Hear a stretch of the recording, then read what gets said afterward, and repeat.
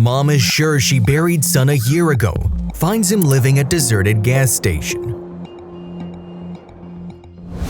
After losing her son in an accident, a grieving woman cried whenever she entered his bedroom. One day, her neighbor claimed she saw the young boy. "That's impossible," the mother said, but she took her words back a few moments later when the neighbor showed her evidence. Melissa worked as a weaver in a local factory. After her husband's death, the single mother had to work hard to make ends meet. Her only child, David, depended on her, and the woman wanted nothing but the best for him. She worked day and night, and David's dream of becoming a pilot motivated her to work harder. When he was 3 years old, his father gifted him a model airplane that later became his favorite toy. He would keep it with him wherever he went and was obsessed with it even after turning 18. As David grew up, his passion for flying planes intensified. He worked hard to enroll in the best flying school in the country. He spent nights studying for the entrance exams, and weeks after taking the tests, he received a letter.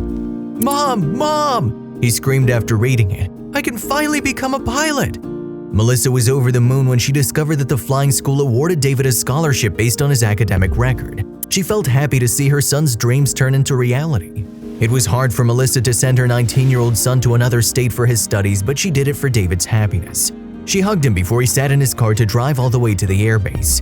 "I'll miss you, Mom," David said while hugging his mother tightly. "Keep sending me photos and videos of yourself, okay?" Melissa rubbed her son's back and kissed him on the cheek. "I will, Mom, don't worry," he smiled at Melissa. "Take care." David had kept his favorite model airplane in his car because he felt motivated whenever he looked at it. After saying goodbye to Melissa, David pressed the gas pedal and left for his destination. He was excited to take his first training flight there. 6 hours later, Melissa's phone rang. She was sitting on the couch in her living room and instantly rose to her feet to fetch her phone because she expected it was a call from David. However, she frowned upon looking at her phone screen because it wasn't. "Hello, am I speaking to David's mother?" an unknown woman on the other end inquired. "Yes, this is David's mother," Melissa replied while trying to recognize the other woman's voice. "Mrs. Melissa, I'm speaking on behalf of your son's flying school. Earlier this evening, we learned about an unfortunate incident," the woman said apologetically. "What incident?" Melissa interrupted. She felt her heart skip a beat. "Your son David is no more. He passed away in a car accident while on his way to the airbase. I'm so sorry for your loss, Miss Melissa," the woman said. "What?" Melissa could feel her heart pounding inside her chest. "That's not possible. Look, woman, whoever you are, you need to get your facts right." "I'm so sorry, Miss Melissa," the woman apologized again. "We'll send a car to pick you up tonight while we make the funeral arrangements." "But I just said goodbye to him this morning. I'll call him right now." Melissa shook her head and hung up. Then she dialed David's number, but it was unreachable. Pick up, David," Melissa said while pressing her phone against her ear. Soon, the devastated mother realized the woman who called her earlier was not lying. It was hard for her to believe that David was dead. Her only child, the light of her life, was no more. Later that day, Melissa sat in the car sent by the flying school. Hours later, she wept while resting her head on her little boy's coffin. "Why'd you leave me so soon? What am I going to do without you?" she cried. David's teacher consoled Melissa and told her how he learned about the accident. Then the man took David's model airplane out of a bag and presented it to Melissa. "We found this trapped under David's damaged car," the man said. Melissa quickly grabbed the airplane from David's teacher and kissed it. She put it on her chest and closed her eyes before memories of her little son playing with the plane flashed before her eyes. Little did she know that this tiny airplane would soon change her life. Melissa's world had turned upside down after David's unexpected demise. She couldn't bring herself to believe he was no more. She lived alone in her tiny house, and the emptiness made her question fate's plans. A year after his death, Melissa was sitting on the couch in her living room looking at her son's photo on the phone when the doorbell interrupted her thoughts. When she opened the door, her neighbor Mrs. Frank was standing on the doorstep.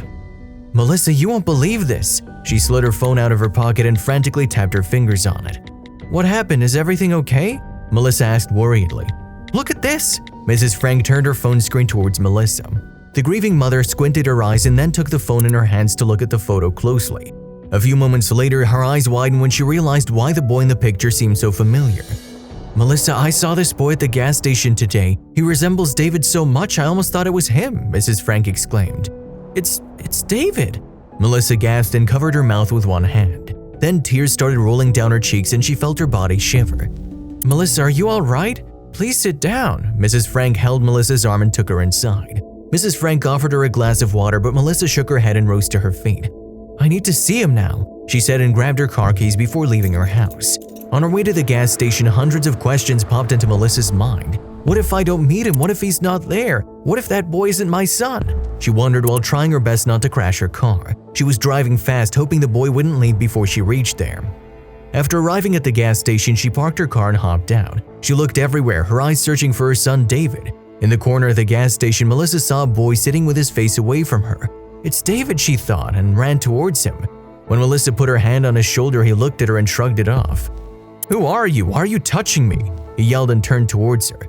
I can't believe it's you, sweetheart, Melissa cried. Where have you been? Excuse me, do I know you? The boy was puzzled. It's me, I'm your mom, David. I used to work as a weaver, remember? David shook his head. I don't know what you're talking about. Don't you remember your love for airplanes? You always wanted to become a pilot and I worked so hard to fulfill your dream, honey. Melissa tried her best to remind David of his past life. I'm sorry, but I think you're mistaken, David said. My parents are alive and I've lived with them since you're born. I don't know what passion you're referring to. Before Melissa could ask him anything else, he stood up and left the gas station. Melissa was shocked because she couldn't understand why David didn't recognize her. Instead of heading back home, she decided to follow him. David walked down the street and knocked on a house's door. A tall, bald man opened the door and asked David to come inside. Once he entered the house, Melissa got out of her car and secretly peeked inside. What she saw inside shocked her even more. David pulled out a stack of dollar bills and handed it to the unknown man. Meanwhile, the man smiled and patted him on the shoulder. I know my son will never disappoint me. Thank you for working at the gas station and repairing it for me, the man said. Anything for you, Dad, David replied. Before David could come out, Melissa rushed back to her car and drove away. Son, Dad, what's going on? She wondered. Then Melissa thought of the right person to inquire about the unknown man. One of her friends who lived in the neighborhood was associated with the criminal investigation department. Melissa thought he could tell her about that man. After talking to her friend, Melissa learned that the man David called his father was a cult leader. He made people work for him, took their money, and asked them to live on the streets. Melissa was sure the man had brainwashed her son into believing he was David's father. I need to report this man to the police, Melissa told her friend. I don't think that would work, Melissa. This guy has registered his cult as a company and the police can do nothing to retrieve your son, her friend said. After learning there was nothing the authorities could do, Melissa decided to save her son on her own. Instead of reminding David about his past life, Melissa thought it would be better to become his friend first. She told him she wanted to join his cult and spend time with him at the gas station. As days passed, Melissa bought him food, clothes, pillows, and a comfortable mattress. Soon the young boy began to trust her and told her about his past life. Melissa realized that the cult leader had brainwashed her son to believe he was a poor kid who needed to work hard to survive. He was living at the gas station to learn how to survive in difficult living conditions. After working day and night to please the cult leader, David eventually felt sick. Since he had lived at his mother's house all his life, living at the gas station wasn't his cup of tea. When David asked his cult leader for medicine, he refused. We don't use chemicals, they're bad for your health, the cult leader told David. The poor boy had no option but to accept what the cult leader told him. He wrapped his blanket around himself and rested on his mattress at the gas station, hoping he would resume work tomorrow. However, before he could fall asleep, the cult leader approached him and asked him to move out. You're not part of my team anymore, I want you to leave, the man said. David was shocked, but he had no idea why the cult leader kicked him out of the gas station. Since David had fallen sick, the evil man thought he was useless and decided to hire someone else to work for him. But I'm sick, I can barely walk. Please let me stay another day, David pleaded. The cult leader pushed David out of the gas station and asked him to leave. I don't want to see you around again, he yelled. Feeling helpless, David sat on the side of the road shivering because his body temperature had suddenly become too high. His head spun and his skin felt hot to the touch. A few minutes later, a car stopped in front of him and Melissa emerged from the driver's seat. David, what happened to you? She asked. When she held his hand, she realized he had a high fever and needed immediate medical attention. Come on, get in the car, I'll take you to the hospital. The worried mother helped her son get in the passenger seat and drove him to the nearest hospital. On the way, Melissa asked him what had happened, but he didn't say a word. Instead, he stared at the model airplane on the dashboard. While looking at the airplane, something clicked in his mind. A few memories from his past flashed before him and he suddenly fell unconscious. An hour later, David opened his eyes in the hospital room and heard Melissa singing a lullaby while sitting right beside his bed. Mom? He whispered. Melissa burst into tears when she heard that one word from her son's mouth. Then she asked him what had happened when he left home to visit the airbase a year ago. David revealed that he met a homeless man on his way who also wanted to go to the same state to visit his family. David agreed to drop him there, but they never reached their destination. On the way, David's car slipped and crashed into a truck. Luckily, David jumped out before the collision, but the homeless man died. When the first responders arrived at the accident site, they found David's documents and thought it was his body. While the first responders took the homeless man away, David was lying in the nearby bushes. When he woke up, he couldn't remember anything. It turned out he had lost his memory after hitting his head on the ground while escaping. David mustered the courage to stand up and search for help. After walking a few miles, David reached the cult leader's neighborhood and knocked on his door, unaware the man would soon brainwash him. When the cult leader realized David had lost his memory, he pretended to be his father. Soon David started believing that the cult leader was his father and did whatever he said. "I'm so sorry you had to go through all this," Melissa hugged David. "But I still can't recall anything, Mom. Just, I remember that airplane and your lullaby," David replied. After doctors reassessed David's condition, they told Melissa that her son would eventually regain his memory. They asked her to take him home and show him his bedroom and the things he owned. Weeks later, David regained his memory and embraced his long-lost passion for becoming a pilot. He pursued his interest in airplanes and became a professional pilot years later. Meanwhile, Melissa attended church meetings regularly because she felt grateful for God for her son's miraculous return.